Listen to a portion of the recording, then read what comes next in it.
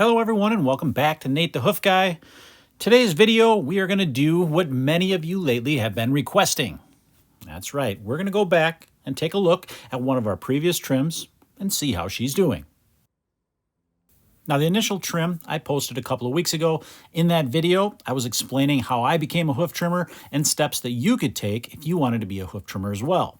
But the cow in question, well, she had a white line issue that we worked through. We had a fall sole, a couple of them actually, that we had to take care of.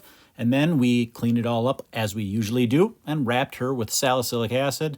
And now we're back 3 weeks after that initial trim to do a little follow-up.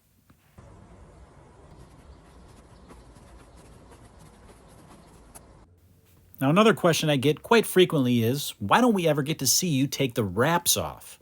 And that's because I'm not the one that does that. So when I put a wrap on a cow's foot, it only stays on for a couple of days, and then it's the farmer's responsibility, if it doesn't fall off on its own, to remove those wraps. Why don't I do it? Because typically I'm not back to these farms in that amount of time to take these off. If I were, I would take them off. But most of my farms I only visit on once a month up to once every 6-8 weeks. It all depends on the size of the farm and how many cows they have to trim. So as I mentioned, the farmer takes these wraps off.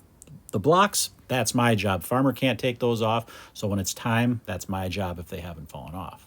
As we can see here, this hoof is healed up quite nicely. There's all new sole right where that area of digital dermatitis was on that corium. It's all healed up now. My job here is just to try to clean this away, make sure that there's not any pockets of that dermatitis left on there, that it's going to impede this healing. So that's what I'm doing here. I'm not removing a lot of material, and I don't want to thin this sole down anymore because it's just starting to grow back and get to that thickness that we want.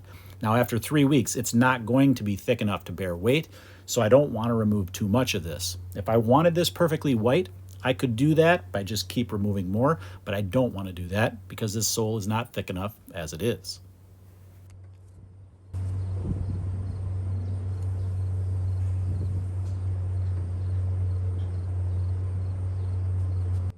Now, another thing to check here is the white line. We want to make sure that that's intact.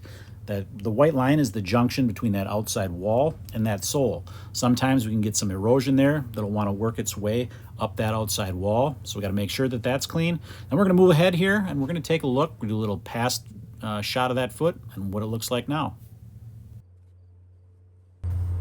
Now because this block is still positioned correctly, I don't have to worry about replacing it. It can stay on for a couple more weeks. Here you can get a good look of that sole. And even though it's not firm enough yet to bear weight, it is making good progress. So here's what that claw looked like 3 weeks ago, and here it is now today after our treatment. Quite the improvement. As always, guys, thanks for watching, and we will see you all on the next one.